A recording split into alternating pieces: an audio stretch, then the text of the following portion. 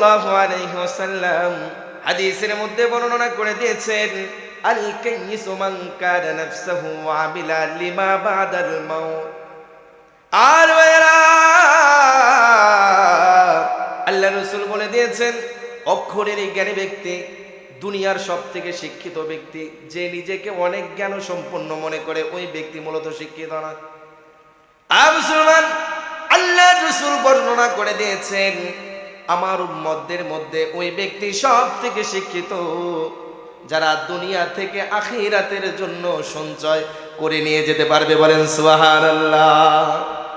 এই জন্য ভাইরা আমার, এখনো পর্যন্ত যারা মাহফিলের প্যান্ডেলে না এসে এদিক সেদিক ঘোরাফেরা করে মনে করছি আমরা হয়তো শিক্ষিত, হুজুর কি বলবে আমরা জানি, মাহফিলে যাওয়ার কি দরকার আছে, এরকম লোক আছে না নাই? এরা পণ্ডিত ভাবে, মূলত পণ্ডিত, নিজেকে চালাক ভাবে, মূলত চালাক। একটা ঘটনা বলবো, শুনবেন। ইতিহাসে যার নাম স্বর্ণাক্ষরে লিখবেন, বাদশা হারুনুর রশিদ, নাম শুনেছেন? বাদশা হারুনুর রশিদ। এটা কিন্তু আমাদের দেশের বাচ্চার মতো নয়, চাল চুরি করে, ডাল চুরি করে, দেশের টাকা পাচার করে বিদেশে ঘর বানায়, এরকম না। কিন্তু দেশের সম্পদ চুরি করে বিদেশে বড় বড় বিল্ডিং করে বেড়ায়, কারখানা বানায়, এরকম বাদশা তিনি ছিলেন না, এরকম রাজনীতি ব্যক্তিবর্গ তিনি ছিলেন না। এই বাদশা হারুনুর রশিদ আল্লাহু আলা একজন লোক ছিলেন। এই বাদশার দরবারে একজন লোক ছিলেন, তার নাম হলো বাহলুল পাগল। নাম কি? কথা বলেন। বাহলুল পাগল, ভালো করে বুঝবেন। এই বাহলুল পাগল বাদশা হারুনুর রশিদের সাথে বিভিন্ন কৌতুক মজাক করতেন, অনেক সময় দিতেন, হাসি তামাশা করতেন। বাদশা বললেন, বাহলুল, তুমি তো আমার রাজদরবারে সবসময় আসো, তোমাকে কোনো ব্যক্তি বাধা দেয় নাকি? আমার আমলারা, আমাদের দেশে দেখেন একজন মন্ত্রী যদি হয়, চেয়ারম্যানের বাড়িতে ঢুকতে গেলেও পারমিশন লাগে। কথা বলেন ঠিক কিনা? এরকমও আছে অনেক মেম্বার, ঢাকায় দেখেছি, মেম্বারের বাড়িতে ঢুকতে হলেও পারমিশন লাগে। আর বাদশা হারুনুর রশিদ বাহলুলকে বললেন, বাহলুল, তুমি আমার বাড়িতে আসো, রাজকার্যে ঢোকো, কোনো অনুমতি তোমার লাগে নাকি? কোনো ব্যক্তি তোমাকে বাধা দেয় নাকি? বাহলুল বলে, বাদশা নামদার, আপনার বাড়িতে ঢুকবো, আপনার সাথে কথা বলবো, কি অনুমতি আপনি জারি করে দেন, যে কোনো সময় যেন আমি ঢুকতে পারি। বাহলুল, অনুমতি দিয়ে দিলাম, আমার রাজ্যের কোনো আমলা তোমাকে বাধা দিতে পারবে না, যখন খুশি তুমি আমার রাজ্যের মধ্যে ঢুকে যাবা, আমার সাথে কথা বলবা, কোনো ব্যক্তি তোমাকে বাধা দিবে না। বাহলুল পাগল বাদশা হারুনুর রশিদের সাথে বসে রইলেন। বাদশা হারুনুর রশিদের সাথে অনেক সময় গল্প আলাপ আলোচনা করলেন। এবার বাহলুল পাগল জিজ্ঞাসা করছে, ও বাদশা নামদার, আমি এখন চলে যাব। বাদশা হারুনুর রশিদ ডেকে বলেন, ও বাহলুল, তুমি যাবে তো? একটু দেরি করো, কথা আছে। বাহলুল, তেমন কোনো কথা নাই, একটু দাঁড়াও, তোমার সাথে একটু আলোচনা করব। বলে, কি আলোচনা করবেন বাদশা নামদার? বলে, দেখো তো আমার হাতে একটা লাঠি আছে। হ্যাঁ, লাঠি। এই লাঠিটা তোমাকে দিলাম, যেহেতু তুমি আমার রাজ্যের মধ্যে সব থেকে পাগল, সব থেকে বোকা। মুসলমান, এই সমাজের মধ্যে যারা পাগল থাকে, ওই ব্যক্তিগুলো চালাক থাকে নাকি বোকা থাকে? চিল্লায় বলেন। বোঝেন নাই মনে হয় কথাটা? এলাকার মধ্যে যারা পাগল থাকে, ওই ব্যক্তিগুলো চালাক থাকে নাকি বোকা থাকে? কথা কয় না, চালাক না বোকা? মুসলমান, বাদশা হারুনুর রশিদ জানে এই ব্যক্তি যেহেতু বোকা শোকানো পাগলার মতো থাকে, কোনো কিছু বোঝে না, দুনিয়ার কিছু বোঝে না, আর শুধুমাত্র আখিরাতকে বোঝে, পরকালকে বোঝে, জান্নাত জাহান্নাম বোঝে, দুনিয়ার সম্পদ বোঝে না, দুনিয়ার লোভ লালসা বোঝে না, দুনিয়ার দাম্ভিকতা বোঝে না, দুনিয়ার রাজনীতি বোঝে না, দুনিয়ার কোনো মানুষের ক্ষমতা তিনি চান না। তোমাকে লাঠিটা দিয়ে দিলাম, এই লাঠিটা তোমার থেকে পাগল ব্যক্তি যদি কোনোদিন পাও, তাকে দিয়ে দিবা।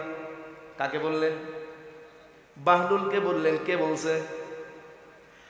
মুসলমান, বাদশা হারুনুর রশিদ মনে করেছে এই বাহলুল থেকে পাগল আমার রাজ দরবারে আর কেউ নাই, আমার রাজ্যের মধ্যে কেউ নাই। মুসলমান, আজকের রাজা বাদশা যারা হয়, ওই রাজ দরবারের মধ্যে কোনো পাগল থাকতে দেয় নাকি? আরে এমন বাদশা ছিলেন, এমন বাদশা ছিলেন, দুনিয়ার কোনো বাদশাই তিনি চান নাই, আখিরাতকে বেশি চেয়েছেন। তার নাম হলো বাদশাহ হারুনুর রশিদ। এবং তোমাকে লাঠিটা দিয়ে দিলাম জামা, তোমার থেকে যদি কোনোদিন বুকা শোকা পাগল ব্যক্তি পাও তাহলে এই লাঠিটা তাকে দিয়ে দিবা, আর কোনোদিন আমার কাছে লাঠিটা আনবা না। বাহলুল পাগল রাজ দরবার ছেড়ে চলে গেলেন অনেক দূর। কয়েকটা বছর অতিক্রম হওয়ার পর বাহলুল পাগল শুধুমাত্র খুঁজছিলেন আমার থেকে বোকা ব্যক্তি কে আছে, তাকে লাঠিটা দিয়ে দেব। মুসলমান, বছরকে বছর ঘুরে ফিরে বাহলুল পাগল তার থেকে বড় বোকা আর পাগল কোনো ব্যক্তিকে পান নাই, এই জন্য তার কাছে লাঠিটা রেখে দিয়েছে। ও মুসলমান, বাহলুল পাগল একদিন রাস্তা দিয়ে অতিক্রম করেছিলেন, ওই রাজ দরবারের একজন আমলার সাথে দেখা হয়ে গেল। ওই আমলা বললেন, বাহলুল তুমি জানো নাকি বাদশাহ হারুনুর রশিদ অসুস্থ? বলে, বাদশাহ হারুনুর রশিদের কি হয়েছে তুমি আমাকে বলো। বলে, বাদশাহ হারুনুর রশিদের এমন একটা অসুস্থ হয়েছে, দুনিয়ার জমিন ত্যাগ করে সফর করবে পরকালের দিকে। ও বাহলুল, চলো তো বাদশাহ হারুনুর রশিদকে দেখবা। বাহলুলের চোখের পানি বের হয়ে গেছে। আমরা তুমি কি শুনাইলা? দুনিয়ার জমিনে সব থেকে যেই ব্যক্তিকে মহব্বত করি, সব থেকে যেই ব্যক্তিকে ভালোবাসি, সব থেকে যেই ব্যক্তির সাথে আমি সময় বেশি কাটাই, তার নাম হলো বাদশাহ হারুনুর রশিদ। চলো তো দেখি, রাজ দরবারে গিয়ে দেখি আমার বন্ধুর কি হয়েছে। মুসলমান, দুনিয়ার কোনো বাচ্চাকে কোনো পাগল বন্ধু বলতে পারবে নাকি? পারবে? যে ব্যক্তি বন্ধু বলবে ওই ব্যক্তি তারপরের দিন দেখবেন গ্রেপ্তার হয়ে কাঠগড়ায়, তারপর দিন রিমান্ডে যাবে। কথা বলেন ঠিক কিনা? মুসলমান, আজকের কোন বোকা লোক চেয়ারম্যানের কাছে যাইতে পারে না, মিম্বারের কাছে পর্যন্ত যাইতে পারে না। বাহলুল পাগল রাজ দরবারে গিয়েছে। এবার বাদশাহ হারুনুর রশিদের শিওরের সামনে দাঁড়াইয়া, মাথার পাশে দাঁড়াইয়া বাহলুল চোখের পানি ছেড়ে দিয়ে বলছে, ও বাদশাহ, শুনলাম আপনি নাকি সফর করবেন। বাদশাহ বললেন, বাহলুল সত্যি শুনেছো আমি সফর করব? বাদশাহ, আমি জানি আপনি কোন জায়গা যদি সফর করেন সেখানে আগে সৈন্য সামন্ত পাঠান, সেখানের অবস্থাকে আপনি পর্যবেক্ষণ করেন, সেখানে গেলে আপনাকে শত্রুপক্ষ আক্রমণ করবে কিনা এটা আপনি পর্যবেক্ষণ করেন। তাহলে বাদশাহ নামদার, আপনাকে জিজ্ঞাসা করি, আপনি কি কোনো সৈন্য সামন্ত আগে পাঠাইছেন নাকি যেখানে আপনি সফর করবেন? আরে বাদশাহ হারুনুর রশিদের চোখ দিয়ে পানি অজস্র বের হয়ে গেল। বাহলুল, তুমি কি পাগল হয়ে গেছো নাকি? তুমি কি জানো না আমি যেই জায়গা যাচ্ছি ওই জায়গা কোনো সৈন্য সামন্ত পাঠানো যায় না? তাহলে তুমি কিভাবে বলো আমি সৈন্য সামন্ত পাঠাবো? তোমার কথা শুনে আমার বড় রাগ হচ্ছে, তুমি চলে যাও। আছে না না এরকম? মুসলমান, বাদশাহ হারুনুর রশিদ বাহলুলের কথা শুনে রেগে গেলেন, এই পাগলকে আমার কাছ থেকে সরাইয়া দাও। বাহলুল বলে, বাদশাহ নামদার, আমি পাগল নই, আপনাকে আবারও জিজ্ঞাসা করছি আপনি যেই জায়গা সফর করবেন ওই সফর সঙ্গী কাউকে বানাচ্ছেন কিনা? মুসলমান, আপনারা জানেন কিছুদিন আগে উসমান হাদি নামক একজন যুবক, যার মুখ থেকে কালিমার কথা উচ্চারিত হয়েছে, যিনি সর্বদা শহীদি তামান্না করেছেন, শাহাদতের কথা বলেছেন, তিনি বলেছেন ইনসাফের পতাকা উড্ডীয়মান করার জন্য আমি উসমান হাদির যদি জীবন যায়, শত্রুপক্ষ যদি আমাকে ঘায়েল করে, আমি মনে করব আল্লাহ রব্বুল আলামিন আমাকে ইসলামের জন্য কবুল করেছেন। বলেন আল্লাহু আকবার। মুসলমান, ওই সালমান হাদিও সেদিন বলেছে, আমার ভাইরা, ওই ব্যক্তিকে প্রোটোকল দেওয়ার জন্য, প্রোটেকশন দেওয়ার জন্য কত আর্মি পিছনে গিয়েছে, কত পুলিশ পিছনে গিয়েছে, কত নেতা পিছনে ছিল। কথা বলেন ঠিক কিনা? কারণ হলো উসমান হাদি কোনো নেতৃবর্গীয় লোক নয়, বড় কোনো নেতা নয়, বড় কোনো রাজাও নয়, মন্ত্রীও নয়, কিন্তু আমার ভাইরা, আল্লাহ যাকে দাম বাড়াইয়া দেন ওই ব্যক্তিকে প্রোটেকশন দেওয়ার জন্য শুধু মানুষ নয়, ফেরেশতা পর্যন্ত যায়। কথা বলেন। মুসলমান, এবার বাহলুল জিজ্ঞাসা করলেন, বাদশাহ নামদার, আপনি এই দুনিয়া ত্যাগ করে সফর করবেন, আপনি নাকি সফর করবেন, তাহলে সেইখানে শত্রুপক্ষ আপনাকে ঘায়েল করবে কিনা সেই জন্য পর্যবেক্ষণের জন্য লোক পাঠাইছেন না? একাই যাবেন নাকি সঙ্গী সাথী কাউকে নেবেন না? এবার বাদশাহ হারুনুর রশিদ বলছেন, আল্লাহ বাহলুলের কথা শুনে আমার বড় রাগ হচ্ছে, তাকে তাড়াইয়া দাও আমার রাজ দরবার থেকে। বাহলুল বলে, বাদশাহ নামদার আমি যাব না, আর একটা প্রশ্ন আপনাকে করব, যেখানে আপনি সফর করবেন সেই জায়গায় যাওয়ার জন্য কোনো পাথেও নিচ্ছেন কিনা? পাথেও বোঝেন নাকি? মুসলমান, আপনি আর আমি যখন এই সোলের চরে নয়, দত্ত কান্দিনা, যখন সোলজানা গ্রামের মধ্যে কোনো একটা জমি চাষাবাদ করার জন্য যাব, আরে সারাদিন লেগে যাবে, দুপুরবেলা খাবেন কোথায়? সেখানে তো আপনার আপন লোক নাই, সেই জন্য দুপুরের খাবার আপনি নেন কি নেন না? কথা বলেন।